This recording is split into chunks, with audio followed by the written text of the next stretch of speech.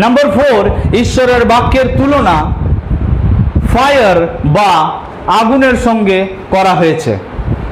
আমরা দেখতে পাবো জিরোমীয় ওই যে 23 অধ্যায় 29 পদে লেখা রয়েছে, is my word not like fire?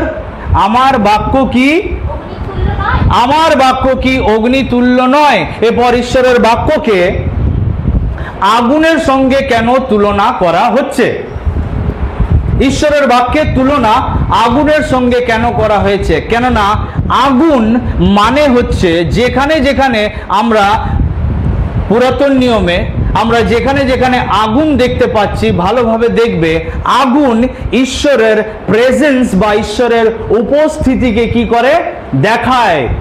আমরা যদি মাউন্ট হোরেব বা মাউন্ট সাইনাই এর কথা আমরা দেখি, সেইখানে যে বার্নিং বুশ বা জ্বলন্ত ঝোপ, সেই ঝোপে কি জ্বলন্ত ঝোপ, সেখানে আগুন, একটা ঝোপ জ্বলছে আগুন, এবং সেইখানে যখন মসি এসে দাঁড়ায় তো ঝোপ থেকে কে কথা বলছে?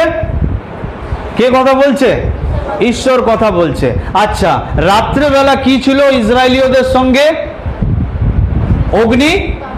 অগ্নিস্তম্ভ। মানে কি? কে ছিল আগুনের ইয়েতে স্তম্ভ আকারে? পিলার অফ ফায়ারের হিসেবে কে ছিলেন? মানে ঈশ্বরের উপস্থিতি তাদের সঙ্গে ছিল।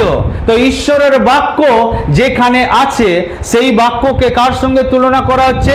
আগুনের সঙ্গে। আগুন ঈশ্বরের উপস্থিতিকে প্রকাশ করে বা চিহ্নিত করে। যে মণ্ডলীতে, যার জীবনে ঈশ্বরের বাক্য আছে, যে পরিবারে ঈশ্বরের বাক্য আছে, সেই পরিবারে প্রভু যিশু আছে। যে মণ্ডলীতে বাক্য আছে সেই মণ্ডলীতে প্রভু যিশু আছে। যার ব্যক্তিগত জীবনে ঈশ্বরের বাক্যের প্রতি শ্রদ্ধা, ভক্তি, শ্রবণ শুধু নয় কিন্তু পালন আছে, সেই ব্যক্তির জীবনে প্রভু যিশু খ্রিস্টের বা ইয়াহওয়ের বা ইয়েশুয়া হামাশিয়াকের বা প্রভু যিশু খ্রিস্টের উপস্থিতি বা হিব্রু ভাষাতে সেকেইনা বলা হয়, তার গ্লোরি, তার উপস্থিতি তার জীবনে আছে। যার জীবনে বাক্য নেই তার সঙ্গে যিশু খ্রিস্ট নেই। এই ভুল ধারণার মধ্যে থাকবে না যে আমার সঙ্গে যিশু বাবা আছে, তাদের জীবনে প্রভু যিশু নেই। দেখবে তাদেরই বাইবেলে একটা, তারা যিশুর ইমাজিন করে একটা ছবি বা ফটো ওরা লাগিয়ে রাখে। যাদের জীবনে যিশু বাবা নেই তাদেরই গলাতে বড় বড় ক্রস দেখতে পাবে। যাদের জীবনে যিশু বাবা নেই তাদেরই হাতে দেখবে একটা বড় ক্রসের একটা লাঠি আছে, তাদের কাছে বড় বড় লাঠি থাকে, আর ওই লাঠিতে ক্রস। ওরা আগে আগে হাঁটে আর ওদের পিছনে ওদের চেলারা শিষ্যরা হাঁটে। যিশু বাবা নেই যিশু বাবা ওদের জীবনে। যাদের জীবনে ঈশ্বরের বাক্য আছে তারা ঈশ্বরকে সঙ্গে নিয়ে সব সময় চলে। কালকে আমি যখন ট্রেনে আসছিলাম তো প্রথমে আমরা তেমনি রিজার্ভেশনে উঠেছিলাম। তারপর আমি ভাবছি, না প্রভু, আমি রিজার্ভেশনে আমি আসতে পারবো না, আমার এসি চাই। তো প্রভুকে ধন্যবাদ দিই যে এসিরও ব্যবস্থা আমাদের হয়ে গেল। মানে একটাও স্টেশন ক্রস করেনি, আমরা সঙ্গে সঙ্গে এসিতে চলে এলাম। ঠিক আছে, এখানে আসার জন্য, খাওয়ার জন্য, থাকার জন্য যত টাকা পয়সার প্রয়োজন আমি তো কাউকে ফোন করে বলতে পারবো না। আমার যা প্রয়োজন আমি শুধু ওদের সামনে ওদের সঙ্গেই কথাগুলো শেয়ার করছি। ট্রেনে বসে বসে ট্রেনে শেয়ার করছি যে প্রভু আমাকে কখনো চায় না যে আমি টাকা পয়সার দিকে ধ্যান দিই। নেভার। যেদিন টাকার বিজনেস আমি করব সেই দিন এইখান থেকেও আমার নামটা মুছে যাবে। ঠিক? তার মানে এটা নয় যে আমি ফ্রি অফ কস্ট, তার মানে এটা নয় যে আমার মূল্য নেই। পাস্টার বাবুদেরকে যেখানে খুশি ডাকো আর তাদেরকে ফ্রিতে বলাও আর পাঠাও।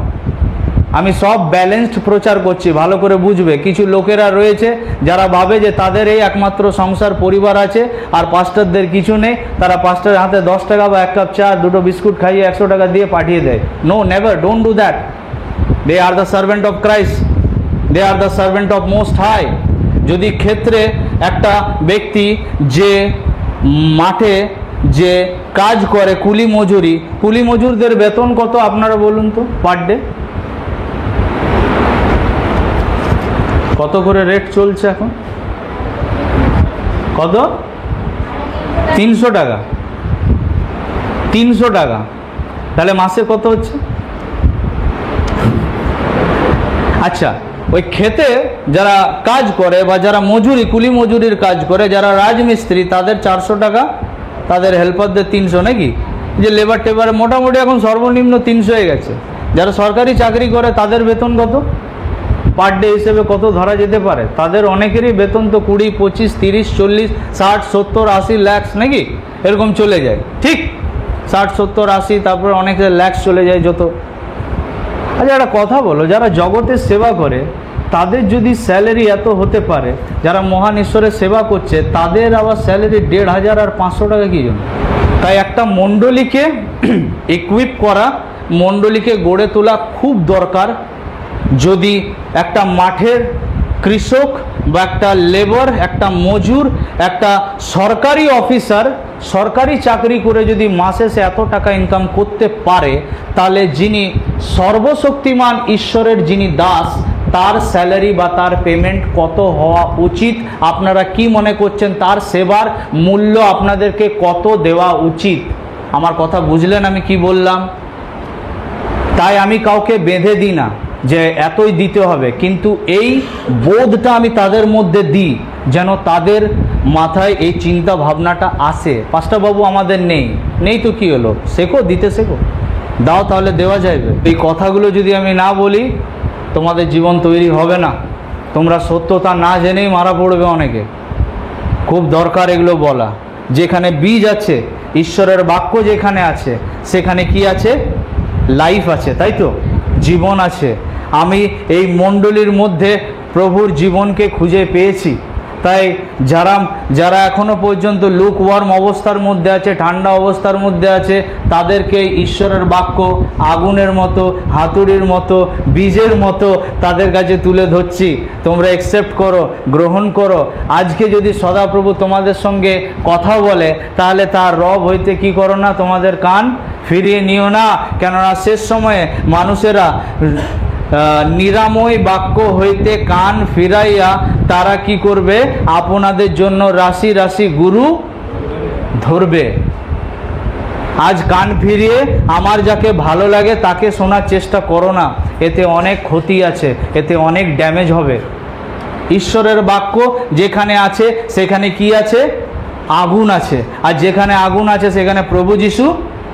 যখন আমি ট্রেনে আসছিলাম, কথা বলতে বলতে ওদের সামনে দেখিয়ে দিলাম, এবং যদি তোমরা দেখতে চাও দেখিয়ে দিতে পারি চার্চের পরে। ওদেরকে এই কথাটা বলছিলাম শুধু, যে প্রভু আমার দায়িত্ব নেয়। আর এই কথাটা বলতে বলতে একজন আমাকে টাকা পাঠিয়ে দিল সঙ্গে সঙ্গে। ওটা দিয়ে কালকে এখানের প্যারাডাইস বিরিয়ানি খেলাম। তাই এত জোর পেয়েছি আজকে বলছি। Hallelujah, hallelujah. ঈশ্বরের বাক্য যা আগুনের তুল্য, এবং আগুন মানে ঈশ্বরের উপস্থিতি। প্রভু যিশু তুমি এসো, পবিত্র আত্মা তুমি এসো, আর বলতে হবে না। বাক্য থাকলে সঙ্গে সঙ্গে হাঁটবে তোমার সঙ্গে। বাক্য জীবনে থাকলে, পরিবারে জীবনে থাকলে, মণ্ডলীতে বাক্য থাকলে সঙ্গে সঙ্গে প্রভু তোমাদের সঙ্গে চলবে। যেভাবে সেই দিন প্রান্তরে ঈশ্বর কি করেছিলেন? আগুনের পিলার বা পিলার অফ ফায়ার, অগ্নিস্তম্ভ হিসেবে হেঁটেছিলেন। আজকেও তিনি তাদের সঙ্গে হাঁটবেন, তাদের সঙ্গে থাকতে চান। তিনি তার উপস্থিতি তিনি রাখতে চান আমাদের জীবনে বাক্যের মধ্য দিয়ে। বাক্য যাকে আগুনের সঙ্গে তুলনা করা হয়েছে, এবং আগুনের মানে হচ্ছে আগুন যা ঈশ্বরের বিচার বা জাজমেন্টকে চিহ্নিত করে। কিভাবে আমরা দেখেছি সোদম এবং গমোরা পাপে পরিপূর্ণ, তাই তো? তাদের পাপ যখন অতিরিক্ত বেড়ে গেল, তখন বলছে যে আমার মেয়েগুলোকে নিয়ে যান, এদেরকে ছেড়ে দিন। হ্যাঁ, তো ঈশ্বরকে কি করতে হলো? একদিন তার বিচার সেই সিটির, সোদম এবং গমোরা, এই দুটো সিটির বিচার করতে হলো। আর তিনি কিভাবে বিচার করলেন? ঈশ্বরের বাক্য দ্বারা। তোমাদের কি মনে হয়, যখন আমরা ঈশ্বরের নিয়ম, যে তার যেটা সিংহাসন, তার যে থ্রোন, হোয়াইট থ্রোন, সে সিংহাসনের সামনে যখন আমরা দাঁড়াবো, সেখানে আমাদের বিচার কি রকম হবে?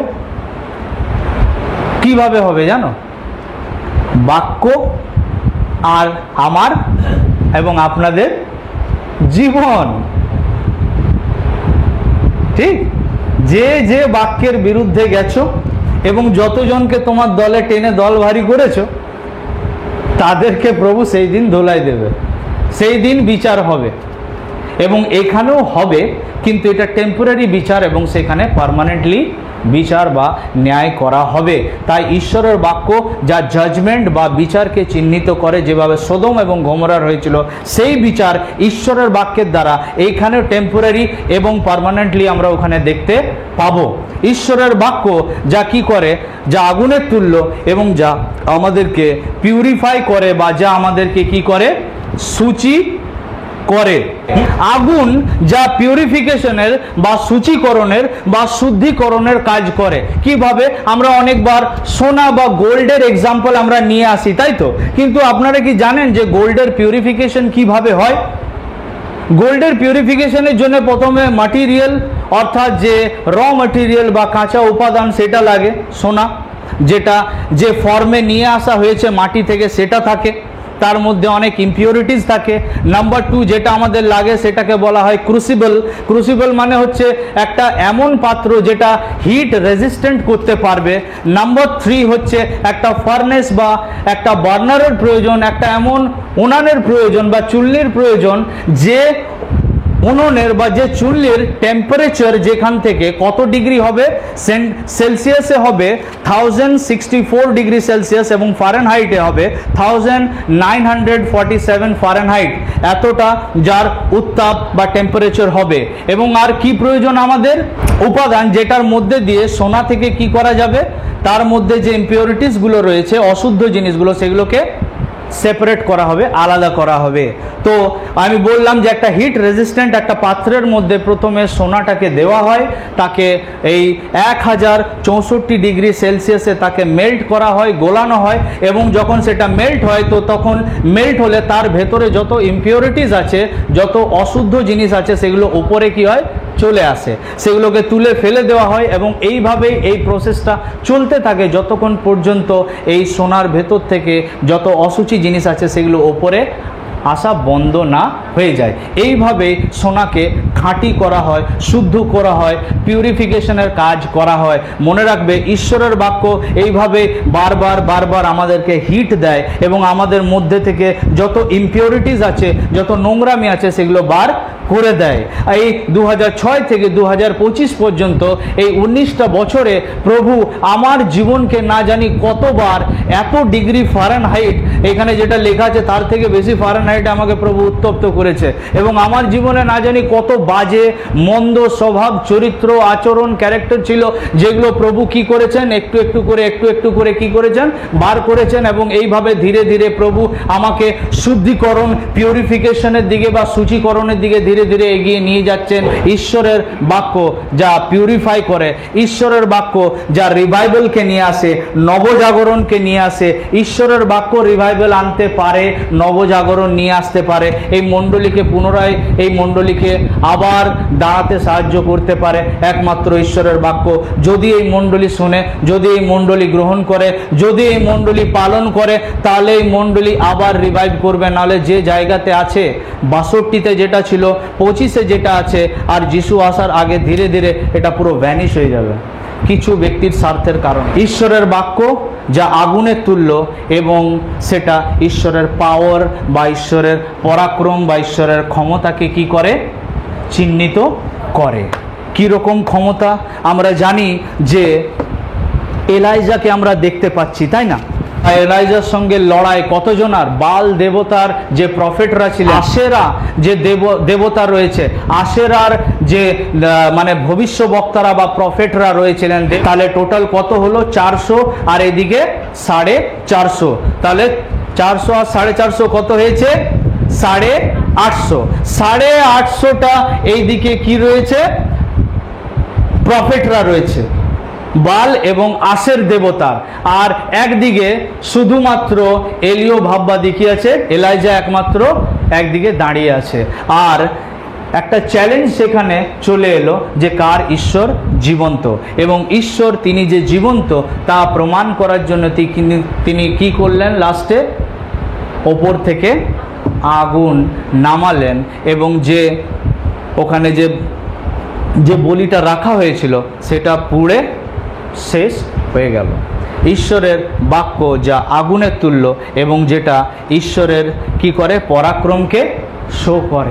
যার কাছে ঈশ্বরের বাক্য আছে সেই প্রচারকের বাক্য কখনো বিফল যাবে না, কেননা সে মুখ খুললেই সেখান থেকে পাওয়ার বার হবে। সেই মণ্ডলী চুপচাপ বসতে পারবে না, সেই মণ্ডলী নাতিশীতোষ্ণ বা ঠান্ডা অবস্থায় থাকবে না। যেখানে ঈশ্বরের বাক্য আছে সেখানে আগুন আছে। প্রভু সবাইকে আশীর্বাদ করুন। May God bless you.